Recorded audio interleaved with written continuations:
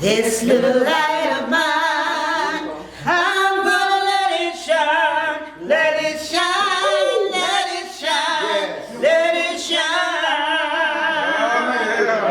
In the museum, I'm gonna let it shine, let it shine. In the museum, we're gonna let it shine. In the museum, Right now. we're gonna let it shine, let it shine, let it shine, let it shine. I'd like to introduce longtime friends that oversee the whole Harriet Tubman. If you come into Cambridge, Mr. John, Miss Linda, I mean, those are the people you got to get your ticket punched. I mean, they were holding up the bloodstained banner for Harriet Tubman long before people started spending millions of dollars on fabulous complexes, talk about pictures on dollar bills and $20 bills. Mr. Jarman, Linda, her team, Evelyn Townsend, I mean, it was just so many names over the last 50 years that have been carrying the lamp, holding up the bloodstained banner.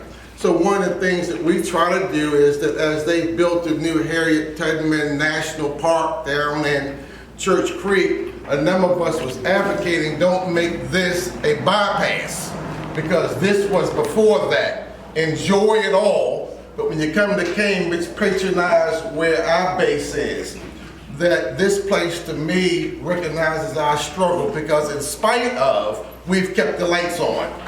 In spite of. Yes. And I know I go to museums and societies all around the country and you find places that are all steel and glass, but it's so sterile. But when I go to the Blacks and Wax Museum up in Baltimore, no gift shop, no restaurant, boys selling hot sodas on the corner, but buses wrapped around from Philadelphia, Ohio, Detroit, because that place captures our spirit. This place that we stand in tonight captures our spirit. So we're gonna go see the glass and steel before we leave Cambridge, but please always stop here. Yeah. Spend $1, give a word of encouragement, give a word of uplift. And then I'd just like to introduce my good friend, the chairman, the potentate of Cambridge, Mr. Bill Jarman, and he can introduce the rest of his team. Thank you, Mr. Bacon. I don't think I need to say anything else. You did it all. But it is a pleasure having you all here, and I thank you for having your reception here at the Harriet Tubman Museum. We've been here since 1972, then upgraded in 2007. And as he said, from the ground up. And this building has, as we might say, nothing to do with Harriet Tubman except that it's downtown Cambridge on Race Street. And of course we got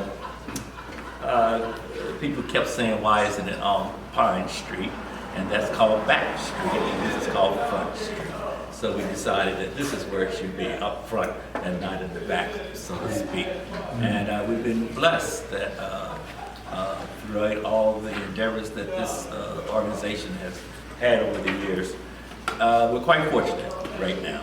And we do thank Michael Rosado, who did the mural, Take My Hand, which went national.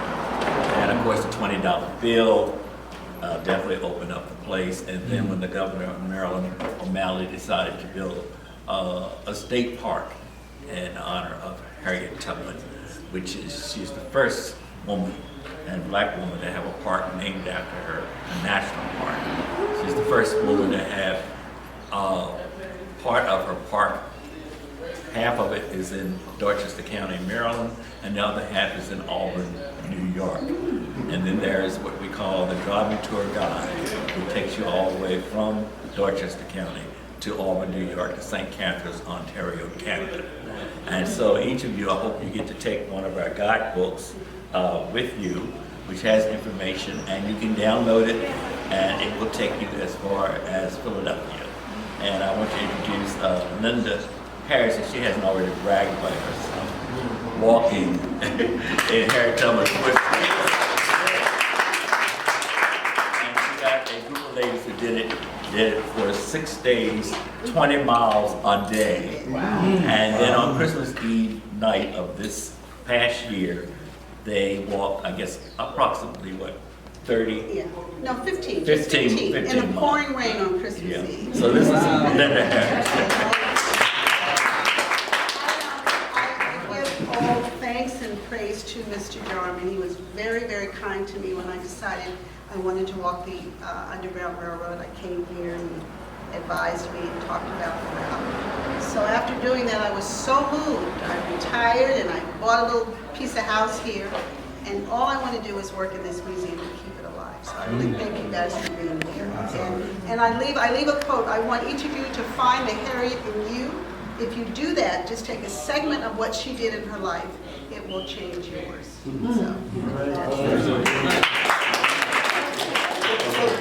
What I would like to do this time is to recognize the president, Mr. President. All right. This time recognize the president of the Black Heritage Tour. And then Wade, and we have other distinguished guests who would just like to say a word about what we're doing in Cambridge and what the Black Heritage Tour is all about. Yes, well, first of all, it is certainly an honor for you to have allowed us to do this. This is somewhat after hours for you, I think.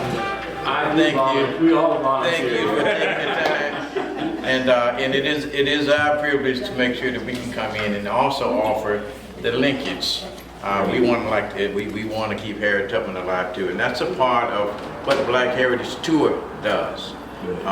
We are here in Cambridge, but the whole broader perspective of what Black Heritage Tour does is to try to identify with Black heritage everywhere we go, and we're golfers.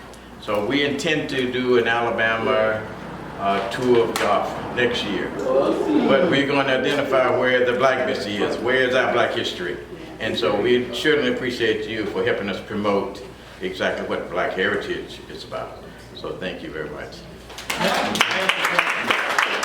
We have over 200 members. And I know some of the other guys have as many members in their clubs.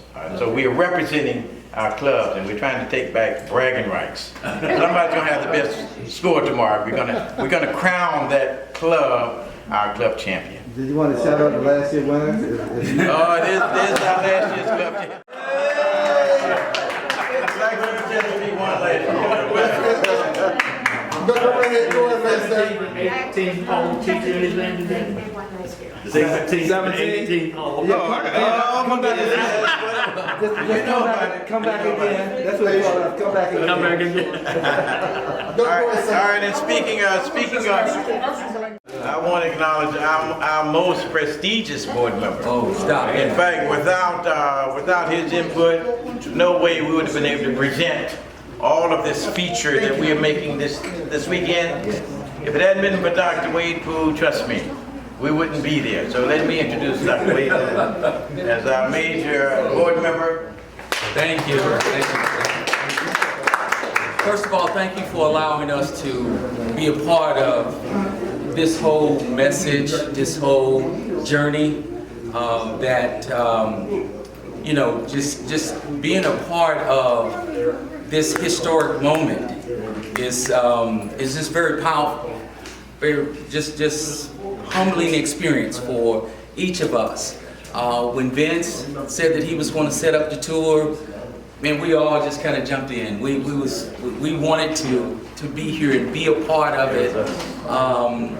But to tell you a little bit about our program, prior to me coming here, I'm originally from Arkansas. And well, I'm originally from Arkansas, and what's unique, one of the unique things about that is John H. Johnson from Jet and Ebony magazine is from Arkansas City, Arkansas. So we developed the John H. Johnson Museum, but we connected it with the HBCU, University of Arkansas at Pine Bluff. So we connected it with the HBCU, made it a multicultural center, got millions of dollars at the time. You know, we had Bill Clinton in the office. So we used the Delta Project, and as Eddie mentioned, We also petitioned the state and we got money to, and that the center is a business opportunity and workforce development center. You know, of course, it got a little commercialized, but we still have a lot of things that we do that is connected to that HBCU. So I say that to say this. One of the things that we're doing in terms of working with students and youth, in terms of connecting them with golf and things of that nature, but also connecting and partnering with HBCUs. And HBCUs, their historical studies and all of those departments and things of that nature, that's your partner. Because they get money to do certain studies and certain things to bring money back here to do other things. Certain not biblical information, but all kinds of educational information that you need to have in your place here. They're able to get that. The National Academy for the arts and things of that nature, all of those things play a major role in all of the educational materials, the research, the resources, and all of those things that you may have, to include the gift shop. So in a 501c3, which I've done a lot of consulting work across this country, working with nonprofits to be able to do that. So to bring this to a close for me is, as I stated, we're partnering with HBCUs across the Mid-Atlantic region. And one of the things that we're doing is we're going to create a feeder system for junior golf. As we prepare these young folks for students, boys and girls, who are underserved, may not get the opportunity to go to a congressional country club and play golf and do those particular things, but also bring them to historical and educational sites that they will be able to learn their history about who they are and those kinds of things. Thank you for what you do and the invite for us to be here. Thank you so much.